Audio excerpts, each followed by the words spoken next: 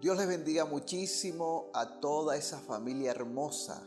Siempre es un gusto para mí poder bendecirlos y llevarles una palabra que les va a bendecir, que les va a edificar y les va a hacer trascender a un nivel mayor de fe.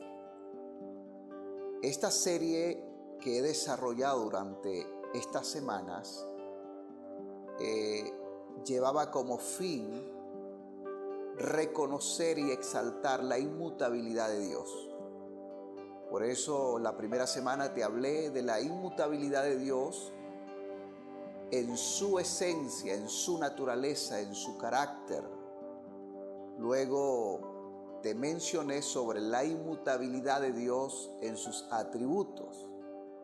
La semana pasada mencioné o desarrollé el tema sobre la inmutabilidad de Dios en sus planes.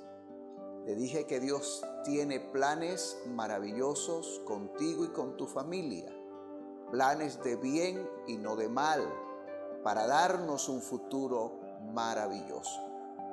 Y hoy quiero cerrar esta temática hablando de la inmutabilidad de Dios en sus promesas.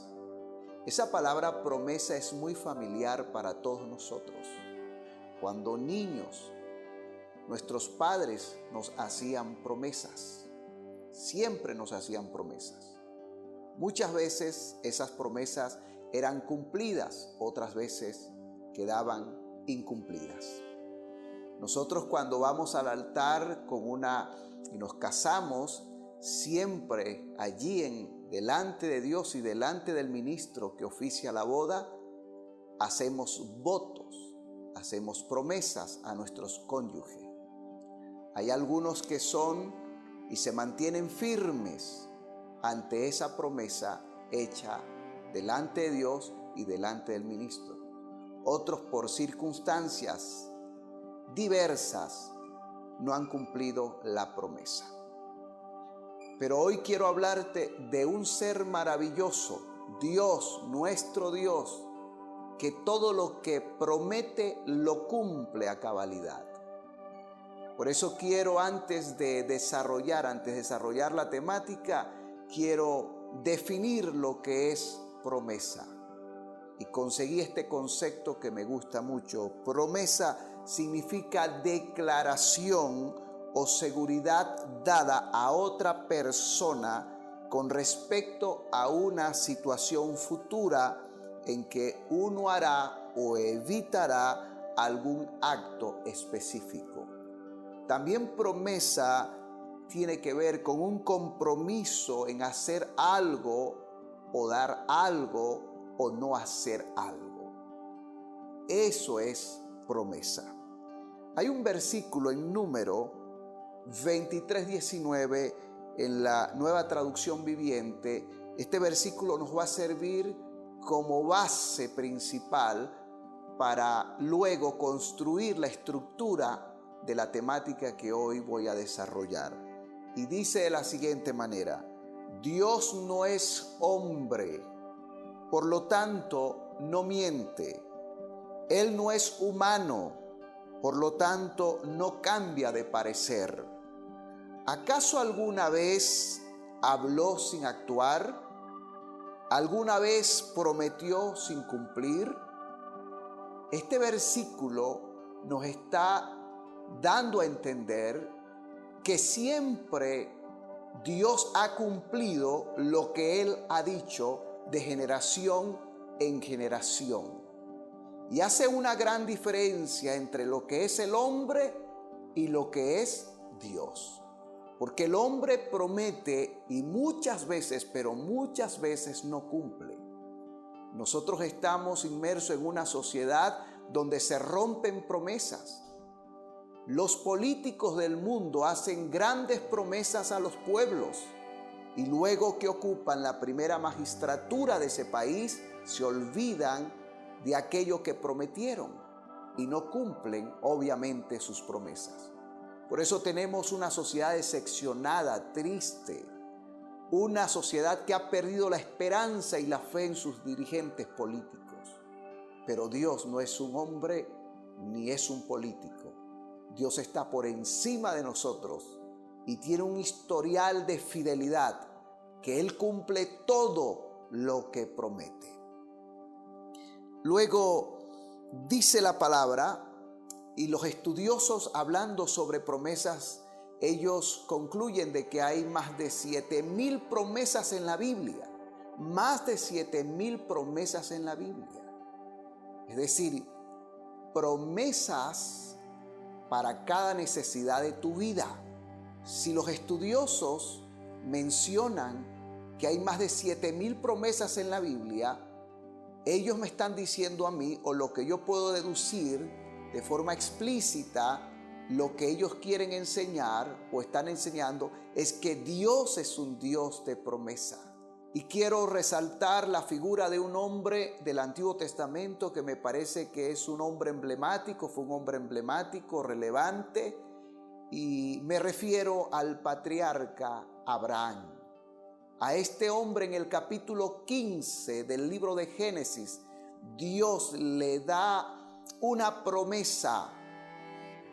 Y la promesa consistía, número 1, te daré una descendencia, número 2, te daré tierras, y número 3, te daré un final feliz.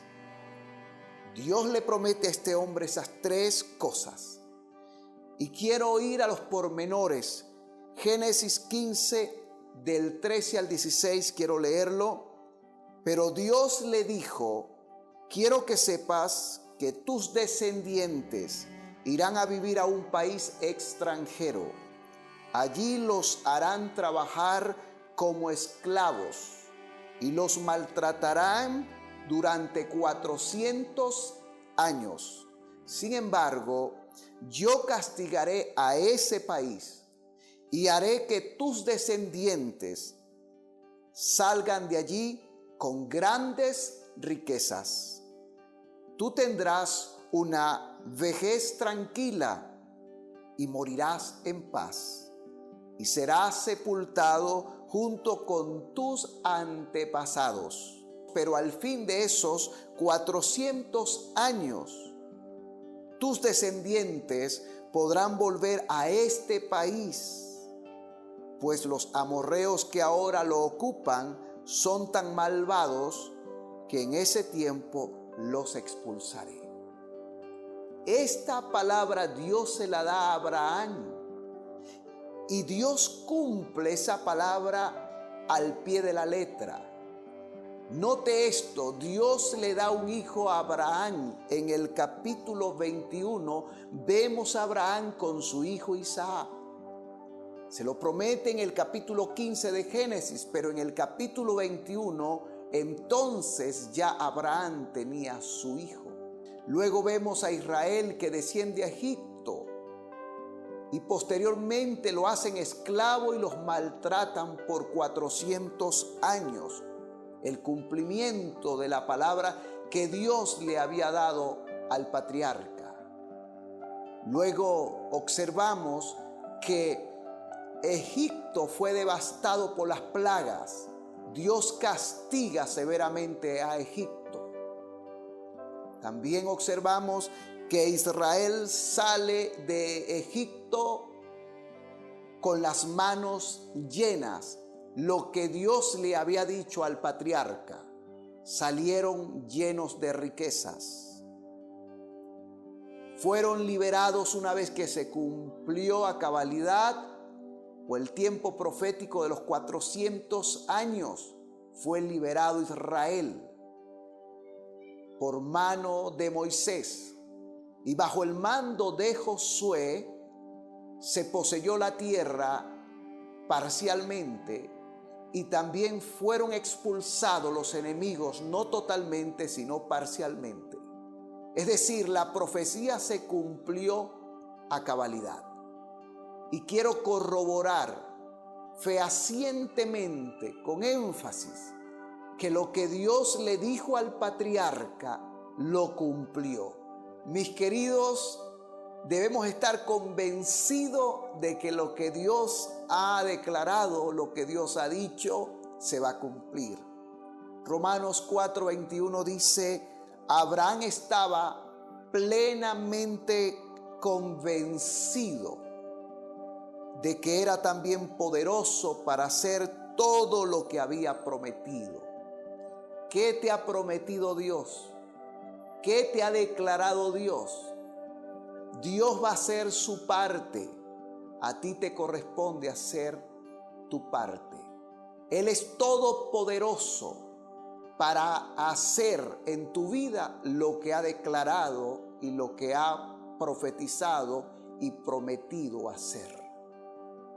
Por eso es que la promesa viene a desafiar tu razonamiento. Generalmente cuando Dios hace una promesa, la hace en el peor momento de esa persona, donde todo el diagnóstico ya está dado, donde aparentemente no hay un futuro. Es donde irrumpe Dios con su palabra y su promesa y te la da en el momento más crítico para estimular tu fe y desafiar tu razonamiento. En ese mismo pensamiento dice Pablo en 2 de Corintios 1:20, y todas las promesas que Dios ha hecho se cumplen por medio de Jesucristo. Por eso, cuando alabamos a Dios por medio de Jesucristo, decimos amén. Romanos 8:32 dice, si Dios no nos negó a su propio Hijo, sino que lo entregó a la muerte por todos nosotros, ¿cómo no habrá de darnos también con su Hijo todas las cosas? Entendiendo pues que Dios es un Dios de promesa y que cumple sus promesas, muchas personas dicen, si es así lo que usted está diciendo, pastor, o lo que usted está enseñando, eso me lo han dicho muchas personas, ¿por qué yo no veo la promesa de Dios en mi vida? ¿Por qué no se cumple? Recuerda que Dios hace su parte, Dios te da la promesa, Dios declara su palabra, pero hay algo que tú y yo debemos hacer. Te voy a enseñar 4 cosas para hacer realidad las promesas de Dios en tu vida y en mi vida. Número 1, cuando Dios da una palabra o una promesa, debes creer. Debes creer. Hebreos 11:33 dice, por la fe conquistaron países, impartieron justicia, recibieron lo que Dios había prometido. Esta gente recibió lo que Dios había prometido porque creyeron en Dios. Romanos 4:20 al 21 dice, Abraham siempre creyó la promesa de Dios sin vacilar. De hecho, su fe se fortaleció aún más y así le dio gloria a Dios. Abraham estaba plenamente convencido de que Dios es poderoso para cumplir todo lo que promete. La primera condición para concretar la palabra de Dios en mi vida es creer en lo que Él me está diciendo. Número 2, obediencia. Génesis 12, 1 al 3. Quiero leer esto de forma muy detallada para extraer una verdad muy poderosa. Dios le dijo a Abraham, deja a tu pueblo y a tus familiares y vete al lugar que te voy a mostrar. Con tus descendientes formaré una gran nación. Voy a bendecirte y hacerte famoso y serás de bendición para otros. Bendeciré a los que te bendigan y maldeciré a los que te maldigan. Gracias a ti bendeciré a todas las familias de la tierra. Génesis 12, 1 al 3. Tremenda palabra la que Dios le dio al patriarca Abraham. Ahora, ¿qué hizo Abraham con esa palabra? Génesis 12, 4, 5. Abraham obedeció a Dios y salió de Harán. Abraham obedeció a Dios y salió de Harán. ¿Por qué muchas promesas y palabras que Dios nos ha declarado no se cumplen? ¿Sabe por qué? No porque Dios no quiera, sino porque no somos lo suficientemente obedientes para hacer lo que Dios nos está pidiendo. Si usted sigue leyendo este pasaje, te das cuenta que Abraham obedeció la palabra que Dios le dio. Y Dios está esperando que tú y yo obedezcamos a su palabra. Hay promesas que nos esperan, hay palabras que fueron ya declaradas para nosotros y para nuestra familia. Basta en que tú y yo obedezcamos a Dios absolutamente y poder ver el cumplimiento de ellas, disfrutar de las grandes bendiciones que tiene nuestro Padre Celestial. Número 3, meditar en las promesas. Meditar en las promesas, tener en mente permanentemente las promesas, declarar las promesas. El salmista en el Salmo 119, 147 y 148 dijo lo siguiente, me gusta esto: antes de amanecer me levanto a pedirte ayuda. He puesto mi esperanza en tu promesa. He puesto mi esperanza en tu promesa, porque la promesa genera esperanza. La promesa genera esperanza. Por eso una persona que pone su confianza en Dios y en la promesa va a experimentar esperanza. Tiene una expectativa de vida. Siempre anda expectante. Sigue diciendo el salmista: antes de anochecer, mis ojos ya están velando para meditar en tu promesa. Este hombre, antes de irse, cuando ya se iba a dormir, antes de dormir, meditaba en las promesas. Por eso es que el día siguiente se levantaba muy temprano a pedir ayuda, es decir, a decirle a Dios: cumple tus promesas. Antes meditaba en ella, antes de acostarse, pero en la mañana le decía a Dios: recuerda lo que tú me has dicho. Cumple tus promesas. Número 4, paciencia y acción. Generalmente confundimos el término paciencia con pasividad o el término paciencia con pereza, y no tiene nada que ver. Paciencia significa capacidad de resistir, de aguantar, de avanzar cualquiera sea la circunstancia. Y si algo se requiere de un hombre que recibe palabra y que recibe promesa de Dios, es paciencia. A veces queremos que las cosas ocurran de forma rápida, de forma ligera, pronta, y eso no pasa en el reino muchas veces. Por lo general, nos va a llevar tiempo ver la promesa de Dios. Y hay promesas que tú no las vas a ver, sino que la van a ver tus hijos y los hijos de tus hijos.